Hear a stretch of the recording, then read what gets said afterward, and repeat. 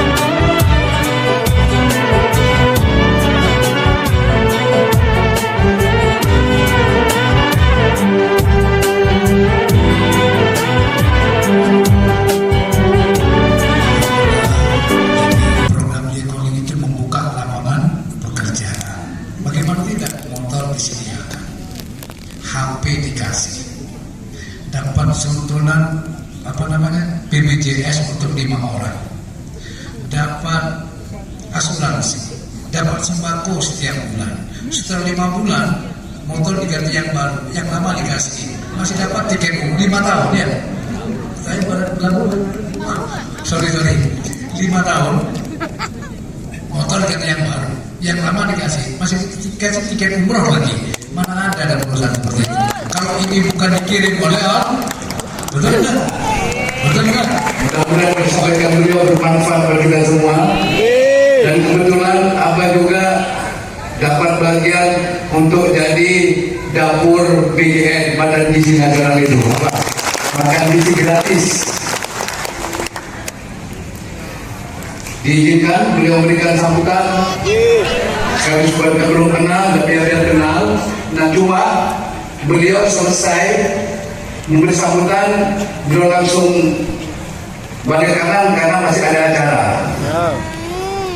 Sebenarnya ini luar biasa, di sela-sela padat habis ketemu dengan Pak Presiden masih menyempatkan waktu untuk bertatap berwajah dengan jamaah. Oleh karenanya MC-nya langsung apa ini? Spesial itu ya. Jadi untuk itu saya mohon dengan sangat kepada Bapak Menteri untuk menyampaikan pembekalan ya.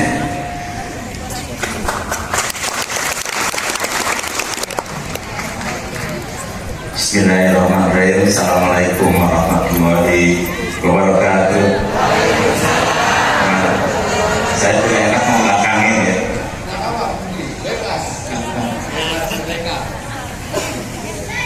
Alhamdulillahirrahmanirrahim. Wassalatu wassalamu ala asrofil anbiya wa mursalin wa ala alihi wa sahbihi ajmain. Amma ba'du. Yang terhormat Bapak Kiai dan seluruh sesepuh di pesantren Al-Baghdadi, Bapak Ibu sekalian yang saya hormati, alhamdulillah ini kehormatan bagi saya hadir di sini ya, jauh-jauh dari Bogor. Ini rupanya dulu saya tahun 90 pernah 6 bulan di Paningkiran. Barangkali orang sini ada yang tahu nggak Paningkiran di mana? Tidak jauh dari sini. Ya. Kalau Mekah ya, kalau tidak salahnya 30 menit. Dan hadir yang memungkinkan saya hadir jauh-jauh dikirim sehingga bertemu dengan ibu sekalian. Dan ini membuat saya takjub ya. Semakin malam semakin ramai. dan bisa duduk dengan tenang dan terlihat sangat bahagia meskipun duduk di atas tikar. Ini sesuatu yang luar biasa, barangkali bagi orang-orang Jakarta yang tidak terbiasa tidak terbayangkan hal yang seperti ini. Jadi saya salut Pak Ustadz, Pak Kiai, mohon tetap dijaga agar tetap kompak dan terutama untuk kebaikan bersama dan terutama kebutuhan Republik Indonesia. Jadi saya diangkat oleh Pak Presiden Prabowo Subianto untuk menjadi Kepala Badan Gizi Nasional. Saya perkenalkan, nama saya Dadan Hindayana. Saya lahir di Garut, ya, 58 tahun yang lalu. Tapi besar di Raja Mandala. Ada yang tahu Raja Mandala? Daerah Bandung Barat. Dan kemudian sekolah di Raja Mandala, Cipatat, kemudian ke SMA Cimin di Bandung, dan kemudian meneruskan kuliah tahun 86 di Institut Pertanian Bogor sampai selesai tahun 90, dan kemudian bekerja 6 bulan di Rawamerta itu di Paningkiran. Kemudian 92 saya kembali ke IPB untuk jadi dosen, dan kemudian tahun 95 saya berangkat ke Jerman untuk kuliah di sana mengambil S3 dan pulang tahun 2000 akhir 2001. Jadi sekarang saya statusnya sebagai dosen IPB, tetapi pada saat Pilpres kemarin saya diminta oleh Pak Prabowo untuk menjadi tim 1 dari 6 yang menyusun visi misi, sehingga seluruh visi misi yang 320 program 88 halaman itu salah satu yang menulisnya adalah saya pribadi.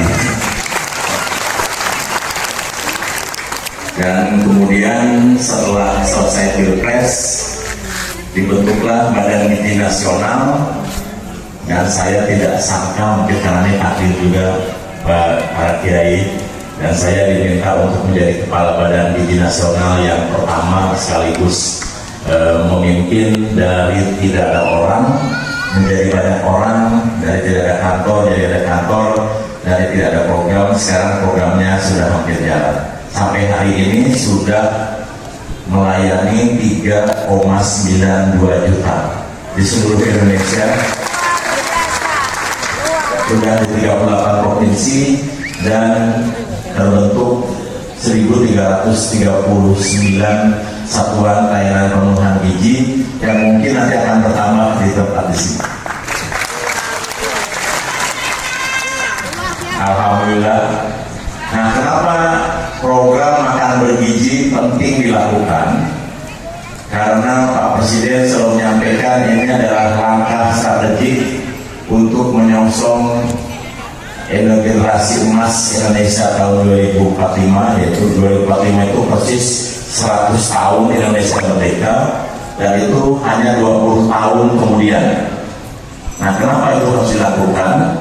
Karena kita tahu bahwa penduduk Indonesia masih bertambah 3 orang per menit. Ya. Masih ingat mungkin Bapak Ibu sekalian, Roma Irama menciptakan lagu, apa judulnya? 135 juta penduduk Indonesia. Ada yang tahu nggak tahun berapa? Ya, harusnya kalau yang tahu saya kasih bonus. Itu tahun 76. Jadi kurang lebih 40 tahun yang lalu penduduk Indonesia itu hanya 135 juta. Sekarang 280 juta. Kenapa sedemikian besar? Karena masih banyak yang punya prinsip, nanti mungkin Pak Kiai bisa mengupasnya. Banyak anak, banyak rezeki. Betul? Betul. Setiap anak, setiap makhluk sudah disiapkan rezekinya. Itu rata-rata yang dipegang oleh seluruh kita. Tapi ada yang lupa bahwa ada pelajaran satu yang penting yang diajarkan kepada seorang nabi yang paling pintar di permukaan bumi, yang hampir lupa bahwa beliau masih seorang makhluk, sehingga Allah SWT mengajarkan kepada beliau untuk belajar dengan seorang nabi agar paham ada langit di atas langit. Ada yang tahu nggak siapa yang mengajarkan dan siapa yang diajarkan? Tadi Nabi Musa 100 bapak masih tahu loh. Siapa yang mengajarkannya Pak? Nabi Khidir. Apa yang membuat Nabi Musa gelisah dan tidak bisa menahan peringatan yang sudah diberikan oleh Nabi Khidir? Hai Nabi Musa, jangan banyak bertanya dengan apa yang terjadi. Tapi apa yang membuat dia, Pak Nabi tersebut tidak bisa bungkam? Ada yang tahu? Alkisah ketika dalam perjalanan ada seorang anak yang disembelih. Apa jawabannya? Karena anak ini suatu saat akan mencelakakan orang tuanya. Itu sebagai pertanda bahwa anak itu titipan Tuhan. Ya, jangankan punya anak dua, anak satu pun kalau tidak mampu mendidiknya, lebih baik memikirkannya dengan sangat baik. Nah, ini terjadi di Indonesia. Kenapa masih ada 3 orang per menit atau 3 juta per tahun dan masih akan tumbuh mencapai 324 juta tahun 2045. Jadi masih akan tambah 40 juta dari sekarang. Ini penyebabnya. Nah, dari mana pusat pertumbuhan penduduk Indonesia itu? Abah Junaidi yang luar biasa. Qadarullah saya bisa hadir di sini berkumpul bersama para alim ulama yang saya muliakan dan juga para jamaah semua yang luar biasa. Sangat saya banggakan karena semua cinta Allah dan cinta Pak Kiai kita yang luar biasa, Abah Junaidi. Tidak berpanjang kata apa, karena sebentar lagi kita juga akan masuk pada kegiatan zikir ya, zikir bersama. Saya mohon doa sekaligus dukungan dari seluruh jamaah. Semoga program yang kami laksanakan untuk membantu meringankan beban pemerintah khususnya di masa kita dilanda COVID-19 yang lalu, begitu banyak korban berjatuhan akibat dari PHK. Berangkat dari keprihatinan, tentunya tidaklah mungkin pemerintah bisa membantu mengembalikan ekonomi masyarakat serta pengangguran yang semakin banyak akibat COVID-19 khususnya. Tentunya kita mendorong pemerintah untuk bisa mengembalikan, memulihkan khususnya ekonomi masyarakat dan juga umat. Salah satu dari program yang kami ciptakan ini tidak lain untuk membantu masyarakat, umat, sehingga bisa bermanfaat dan juga bisa kembali mendorong kemajuan, semangat bagi masyarakat yang khususnya tidak bekerja karena musibah COVID yang lalu. Mudah-mudahan dengan kita bersinergi, kita saling bahu-membahu, saling menolong, inilah yang memang diajarkan dan diperintahkan oleh Allah, dan juga kita menyontoh pada baginda Rasul, sebagaimana beliau menolong begitu banyak umatnya. Ya, insya Allah dengan bantuan dari Abah kita yang tercinta serta alim ulama yang juga memberikan semangat serta dorongan untuk membantu para jamaah, para masyarakat serta umat yang membutuhkan pekerjaan. Kita bisa bersama-sama saling membantu. Semoga ke depan program ini bisa berjalan dengan baik sesuai dengan yang kita harapkan.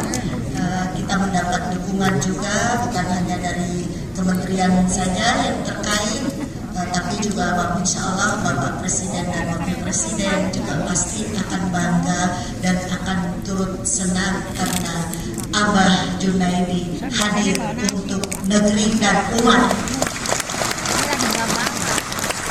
Terima kasih Abah, saya ucapkan sekali lagi terima kasih atas perkenannya membantu umat kepedulian Abah yang sangat luar biasa ini.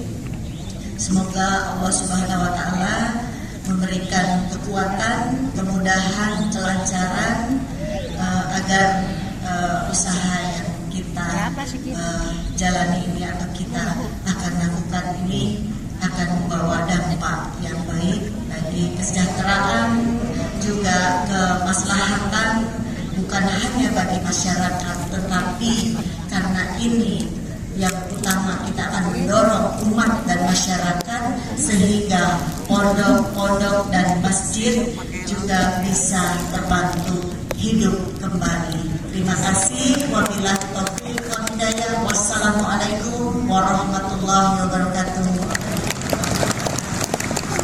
Terima kasih. Alhamdulillah, jadi program J-Calling itu membuka lapangan pekerjaan. Bagaimana tidak, motor disediakan, HP dikasih, dapat santunan BPJS untuk 5 orang, dapat asuransi, dapat sembako setiap bulan. Setelah 5 bulan motor diganti yang baru, yang lama dikasih, masih dapat tiket 5 tahun ya. Saya pada bilang, sorry 5 tahun motor diganti yang baru, yang lama dikasih, masih dikasih tiket umroh lagi. Mana ada dan perusahaan seperti itu? Kalau ini bukan dikirim oleh orang, betul nggak? Betul nggak? Luar biasa. Oh iya, ada lagi jamaah. Apakah dapat jatah untuk bikin BGN itu? Ya, dapur untuk makan gratis. Kalau saya minta tolong bisa nggak? Bisa. Saya minta sumbangan food train itu, yang tempat makannya itu satu, ompleknya itu, ini satunya tuh 70.000. Mau nggak? Dengan kamu nyumbang itu, berarti kamu juga bantu program pemerintah itu, gitu loh. Karena kalau beli satu itu kan 3.500, itu saya butuh uang 240 juta. Nah, itu saya bagi ke jamaah karena barangkali mau ikutan gitu. Siapa yang nggak mau ikutan, ngaco? Yang mau ikutan siapa? Nah, caranya bagaimana, Pak? Besok atau nanti malam minggu besok mau tinggal story aja, nanti masukin di amplop, tulis namanya titip ompreng 1 gitu ya. Mau? Tapi kalau imam masak 1. 5. Setuju ya? Mulai kapan? Mulai sekarang, nanti selesai ngaji di depan tuh sudah disiapin, nanti ada amplop di situ, isi ditulis aja. Saya memberi kesempatan, kamu bisa ikutan. Saya bangun dapur, berapa biaya bangun dapur saya? Insya Allah nanti saya ada 10 titik nanti itu, khusus mengcover beras deklok sama mana gitu. 10 titik dulu, nanti nambah lagi 10 titik lagi, nanti nambah lagi 10 titik lagi. Saya tidak minta, saya didatengin. Itulah kata Allah, ya dunia ukhtubi liman khadamani. Wahai dunia, ya layani olehmu orang yang melayani aku. Begitu juga beliau, saya tidak minta olehmu, saya jadi enggak gitu. Beliau yang meminta apa? Untuk jadi koordinator utama. Jadi semua talent itu pintunya Al-Baghdadi, nanti seluruh Indonesia. korban-korbannya nanti jadi imam manakib. Dia sudah punya jamaah. Siapa jamaahnya? Anggota talentnya tadi 50 orang minimal. Nah, setiap bulan adakan pengajian di rumahnya sebelum terima sembako. Ngaji dulu, zikir dulu, baru dapat pembagian sembako. Kurang enak gimana? Itu baru barokah nyata itu sudah. Jadi kalau ada yang ngomong apa pengajian karena sembako, tidak, ngaji juga biar dicukupin kok sama Allah. Gila ditunjukkan langsung sama Allah, dianggapnya karena itu bukan, ya. Setuju. Jadi imam-imam nanti banyak imam nanti Bu. Jadi kalau korlapnya ada 1000 berarti nambah kiai 1000 saja.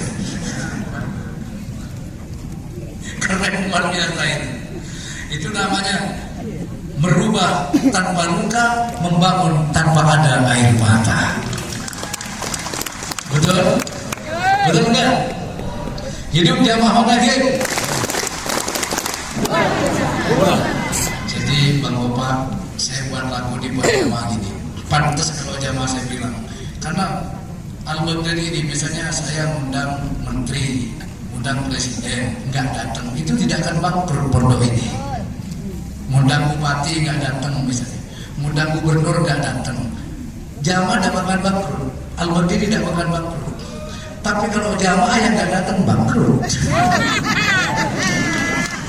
Karena yang mengajar ini adalah jamaah. Betul? Makanya suruh pilih, wah, abang undang gubernur sama bupati, mereka datang, menteri datang, atau presiden datang, tapi jamaah nggak datang, pilih mana? Ya pilih jamaah yang datang. Benar gitu kan? Itu bedanya. Jadi jamaah ini ruhnya Baghdadi. Didatengin pejabat karena banyak jamaahnya. Coba kalau nggak ada jamaah, gak mungkin datang ke sini. Kayak Deddy Mulyadi, ya sebelum jadi WA saya selalu dibalas, ditelepon selalu diangkat. Tidak sudah jadi WA nggak pernah dibalas. Biasa. Di TV selalu ingat yang kecil-kecil, ya. Kalau yang besar dia lupa, apalagi yang kecil. Ya. Betul itu. Bisa jujur aja apa adanya. Kalau Pak Jokowi itu hebat, makanya langgeng, dijaga oleh Allah, diberi kekuatan oleh Allah. Begitu beliau jadi, amat gampang komunikasi. Bahkan 25 kali lebih saya datang ke istana. Ini Pak Pelutian mengucapkan selamat dan dibalas. Semoga dalam memimpin Bapak ini tak ada balasan. Oh ya sudah, saya cuma menyampaikan selamat, tidak butuh duitnya Deddy Mulyadi.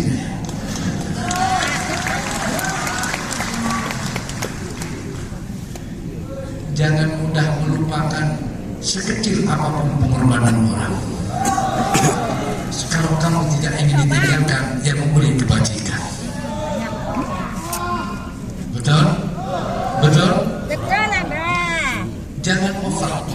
Kayak orang Pak Ibeng semuanya, Pak Bahtiar, semua yang hadir, Ibu Ana, semuanya yang hadir di atas ini kabul maksud, kabul hajat di sini.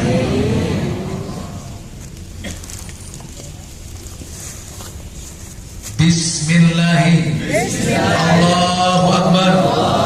Kuat Allah, kuasa Allah, mengabulkan Allah hajat saya. La ilaha illallah Muhammadur Rasulullah sallallahu alaihi wasallam. Al-Fatihah.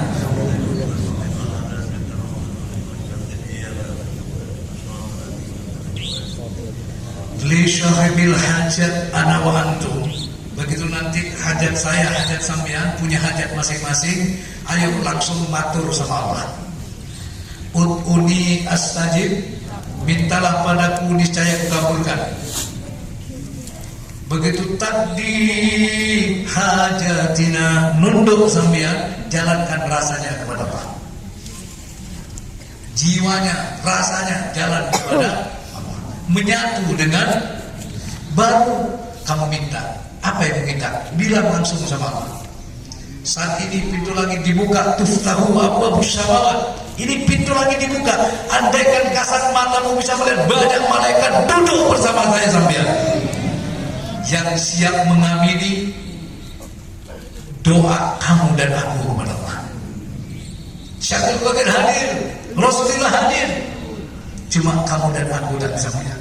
Wali-wali rijal gaib hadir bersama saya dan sampean, cuma kamu dan saya yang melihat. Sa'altumullah ta'ala, kan Syaikhul Bagir, fas'aluhu bi, minta kamu kepada Allah, sebut aku. Jika aku disebut, Allah gak kasih malu. Kenapa? Nyebut kekasihnya, minta kepada Allah, gak dikasih malu Allah itu. Sebut aku. Sama dengan ini, kamu dekat dengan Kapolri misalnya, ada masalah, sebut nama saya. Kalau perlu telepon saya, kan gitu. Nggak jadi kamu dipermasalahkan itu. Setuju ya? Jadi begitu takdi hajatina, nunduk sambian, jalankan rasanya. Taruh semua, masalah taruh, beban taruh, semuanya taruh. Jangan ada yang kamu bawa. Kemana naruhnya Pak? Kembalikan kepada Allah. Minallah, harta milik, anak milik, istri milik, jabatan milik, masalah milik, semua milik siapa? Milik Allah. Kita tak punya apa-apa. Kembalikan, sehingga kosong saya dan sampean, tak punya beban. Baru kita matur kepada Allah. Setuju? Lepaskan dirimu dari dirimu. Lepas, kalau dirimu bisa melepaskan dirimu dari dirimu, maka masalah pun akan lepas dari dirimu. Kadang diri ini menjadi hijab penghalang kepada